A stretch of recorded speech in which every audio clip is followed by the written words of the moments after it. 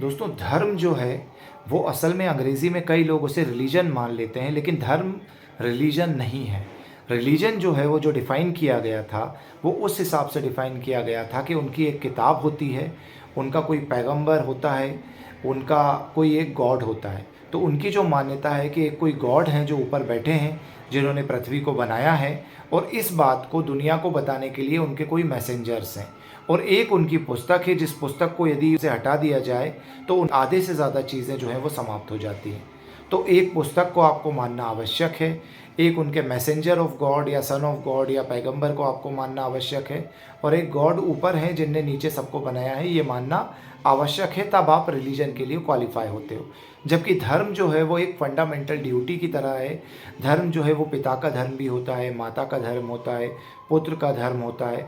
कृष्ण भगवान जो गीता में आपको समझाते हैं, धर्म एक कर्तव्य होता है जो सत्य की लड़ाई के लिए हम लड़ते हैं, तो उस समय जो है वो धर्म का पालन करते हैं। जैसे कि जब कृष्ण भगवान कर्ण की मृत्यु को जस्टिफाई करते हैं या फिर भीष्म पितामह की या द्रोणाचार्य की, तो वो उस समय यही बताते हैं कि इनकी मृत्यु को जब हम लोगों ने चुना या उसके लिए प्लान किया, तो भले ही वो तरीका गलत था, लेकिन बड़े लेवल पर जब देखा जाता है तो धर्म युद्ध में ये लोग गलत के साथ खड़े थे और गलत को रोकने के लिए सही करना धर्म है। इसी तरीके से जब बाली की मृत्यु होती है रामायण में, तो राम भगवान से वो पूछता है कि मैंने आपका क्या बिगाड़ा था।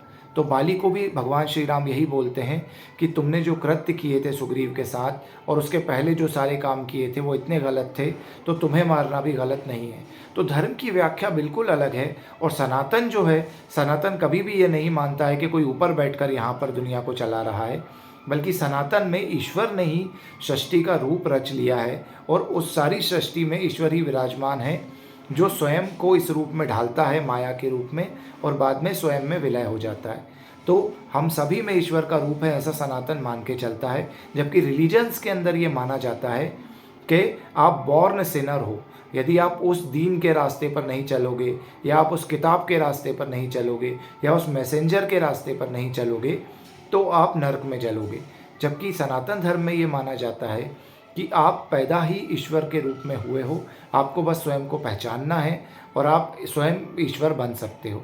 तो हर व्यक्ति को ईश्वर बनने की जो आज़ादी है वो सनातन में है।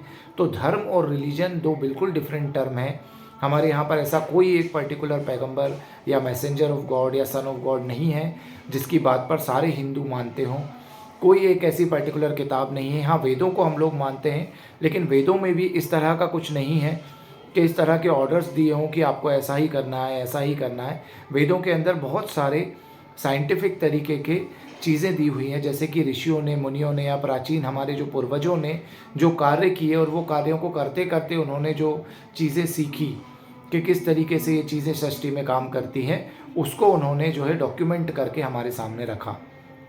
तो वो ब्रह्मवाणी कही जाती है, देववाणी कही जाती है, लेकिन जो है वो इस तरह की किताब नहीं है जिसको आप रिलीजन के अंदर ढालोगे, जो वेस्टर्न रिलीजन या अरेबिक रिलीजन्स हैं।